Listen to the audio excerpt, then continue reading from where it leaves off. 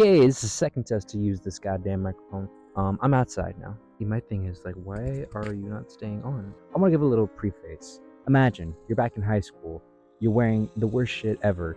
You have really cool friends that you really wish you had more classes with, but you don't. And guess what? Today you have to read Of Mice and Men. And you're like, Mice and Men. So school kind of made you hate reading, not because like it was typically boring. I mean, for some people it wasn't boring, and for some people it was boring. But I think it's just because when you have to do something as a part of like homework, it's kind of shitty. Now, of course, I grew up reading Goosebumps and also Scary Stories to Tell in the Dark because I was like into like creepy stuff when I was a little kid. And then I started reading more other like children, not really children, young adults, teenage, novels, books. Diary of a Wimpy Kid, Percy Jackson. I read a couple of those books. I'm pretty sure I've read other shit that I just don't remember or have.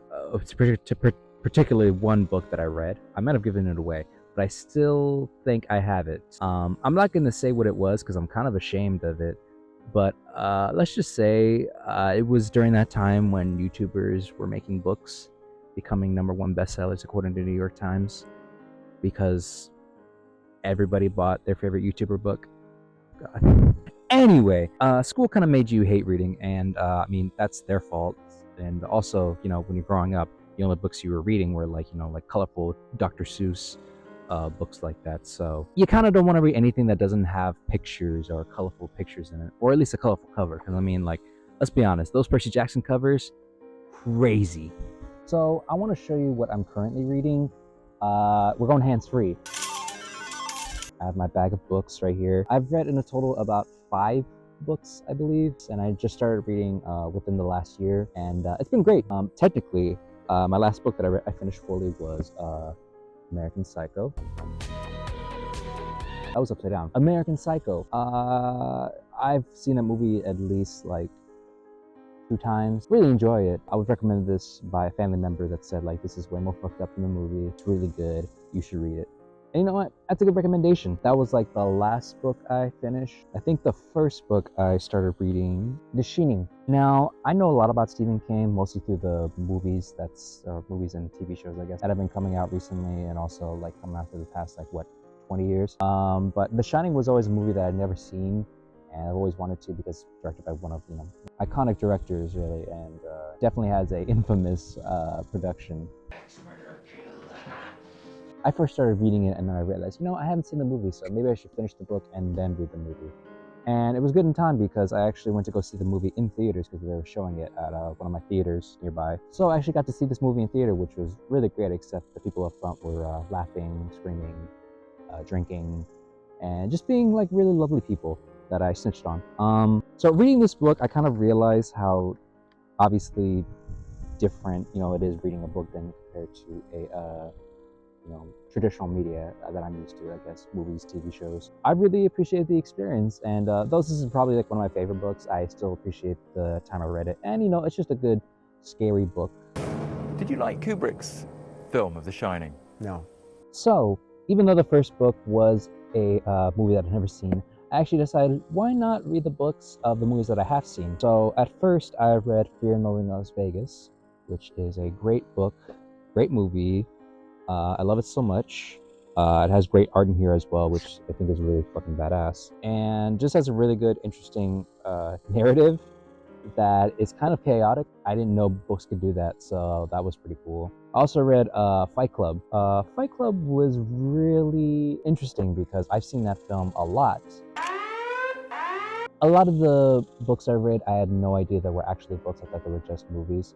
I mean, I just realized until last year that Jurassic Park was a book, which I plan on reading eventually. But Fight Club, good book, short. I've realized that I like short books a lot, depending if I'm really into the story, of course. But this was a good book, and I understand how different the books are compared to the movies. The book and the film have a lot in common, more than I thought it was going to be. Compared to The Shining, of course, which infamously is not like the book. No. Thanks, Stephen King, for letting us know that. No. So it is really goddamn hot here. So after I got into reading fiction books based on films that I've seen like a bunch of times, I actually saw that there was a lot of books based on like topics and subjects that I'm really interested in. One of the first books I got, which was really cheap, was this little guy right here.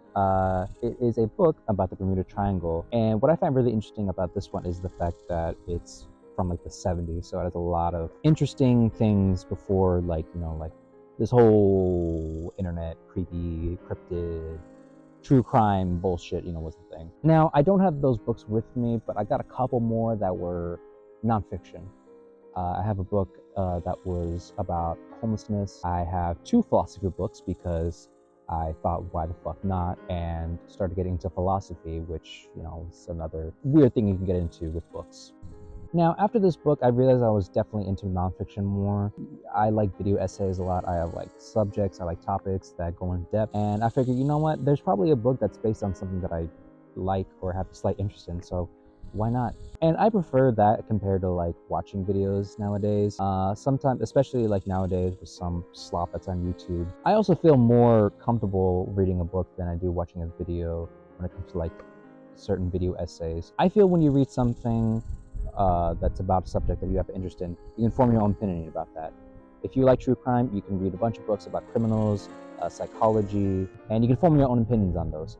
If you watch something like a YouTube video about something, the creator's gonna have his own opinion about that, unless you watch one of those, AI garbage, straight to the point videos. I would also say the other books that I've actually recently got is a book on UFOs, non-fiction, kind of fiction book, depending on who you ask. The Amityville Horror book. I've always liked that movie. It kind of creeped me out when I first watched it, and I know the story is very, very interesting and very complicated and very fake. I'm kidding, not really though. Gross. Anyway, I wanted to just get into why I started reading. So, like I said in the beginning, a lot of things are going down right now within personal life and just like living now in general. I've realized that there's a lot of subjects and topics that I want to educate myself on. I always say that it's the best way to educate yourself when you actually form your own opinions on things that you like. Obviously, not in the way to like, prove people wrong or, do that thing where you try to act smart. No. You should actually just read something, absorb it, and actually, think about it more. Do I think ghosts are real? Gross. Probably not. But I think it's interesting reading about stuff like that just because there's a lot of interesting things about them, I guess. I think I'm saying interesting a lot. I also think books are a really good way to socialize with people. Whether you go to your bookstore, local one, Barnes & Noble, maybe even like manga shop, I guess, if you're into that. That's another thing that I would definitely try to get into, is reading manga. I don't want to read the obvious classics and, basic as Naruto, Dragon Ball, any of that BS. I want to read the weird, never gonna get an anime adaptation type mangas, the ones. I mean, you see a stack of books in my room, and you can kind of tell the type of person I am. I mean, I like looking at people's letterboxd and seeing what their favorite films are because I'm that asshole. I definitely want to read some classics in the future. Obviously, I've already read some of them. I've read Great Gatsby. I didn't like that one. I like the movie way better, and not just because Spider-Man was in there. Totally not the reason. So I want to get into the not weird, but this very funny thing I've been seeing on the internet called performative reading. So a lot of people have been like posting videos, posting pictures of like people on the subway, cafes, just like walking down the street reading books, right? And at first it's always a kind of like a joke where people think like, oh, look at this guy, he's performative, he's just doing this for the hoes or the huzz. Definitely think a lot of people do stuff to impress people around them. I don't think books are a thing, and if they are, it's for people who already read and they're not going to be caring about other people who are fake reading. It definitely comes from those people who think Brian Griffin is kind of like a good representation of a lot of certain people, which I can understand that, but I feel like there's a lot of antagonizing these people, and I think that's why a lot of people don't want to read at this time. I mean, like, why would you? You have like iPhones, you can pretty much talk to people. Obviously, a book is not really a distraction.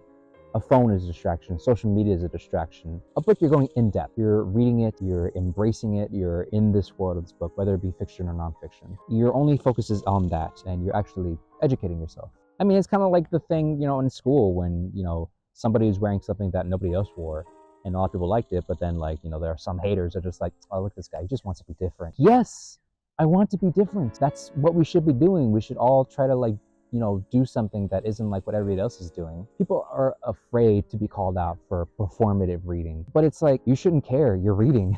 I don't know. That's just my thing. So I want to give some advice for those people who are like starting into it.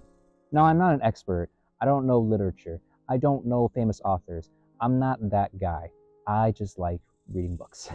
But a lot of people ask me, and by a lot of people, I mean like two people, they're like, what should I get into? And when it comes down to it, it's like, well, what are you into? Do you like stories? Do you like educating yourself? Do you like reading into subjects that you have no knowledge in? Do you like, I don't know, philosophy?